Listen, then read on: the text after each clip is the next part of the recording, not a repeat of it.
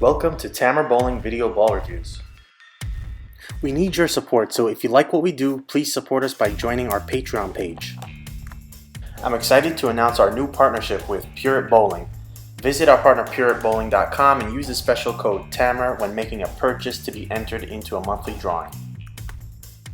On this episode, we are testing the new Motiv Golden Jackal. We're testing on a 40-foot medium to high volume house shot and the 36-foot Viper pattern.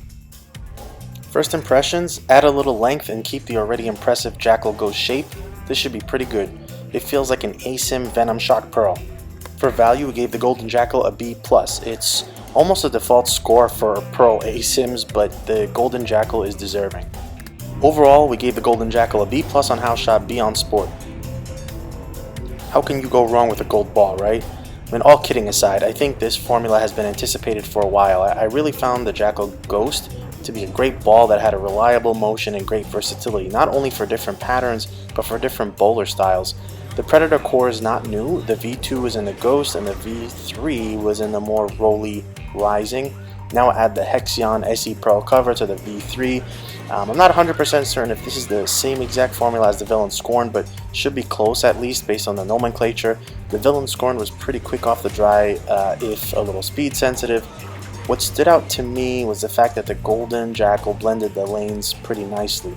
Basically, take the surface to 4000 and add a bit lower RG, and the balls are quite different, fascinatingly so. Ultimately, as you would expect, the Golden Jackal is very readable. It doesn't surprise you and is pretty forgiving. That's because it's relatively smooth off the dry. You feel forgiveness with misses in and out. Cody has a higher rev rate and 60 degrees axis rotation, so you see the ball pick up and go, but pretty smoothly.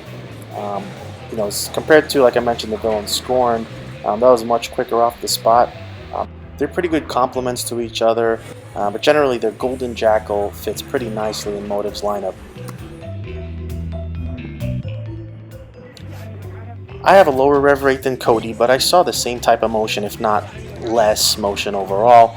But just as a caveat, the pattern was playing a lot longer and slicker than it normally does, so I played a tighter breakpoint than I normally would as well.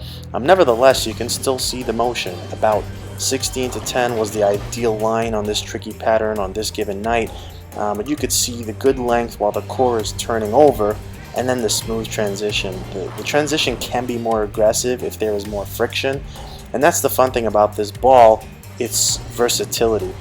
You'll see later on Viper, it's a 36-foot pattern that you wouldn't at first glance think Pearl ASIM, but for me it looked great.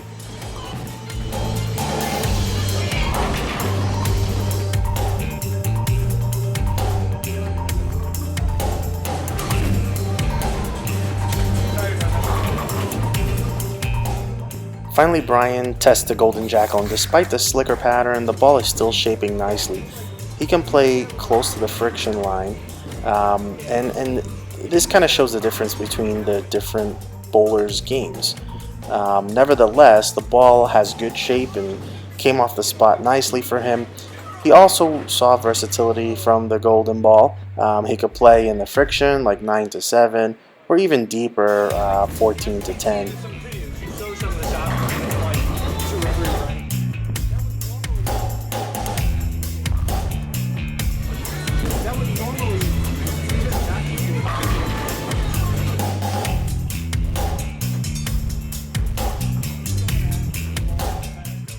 For our sports shot, we tested on the 36-foot PBA Viper pattern.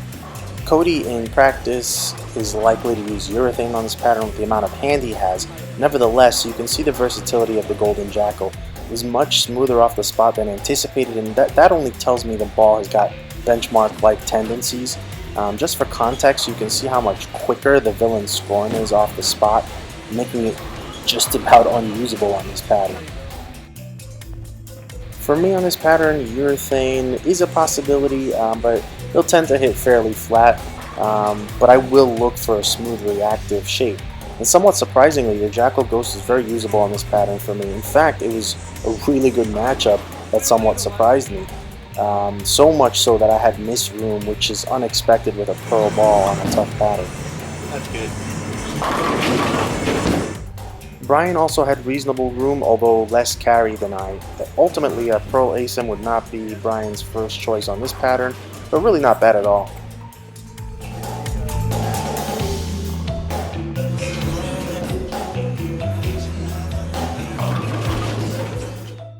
So final thoughts, we all enjoyed tossing the Motiv Golden Jackal. I always like it when companies develop balls with good relationships to other balls in their lineup.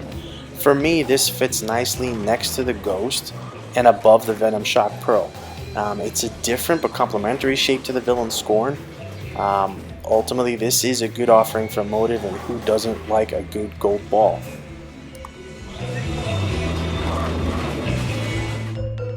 I need to tell you the one Tamer Elbaga reviews.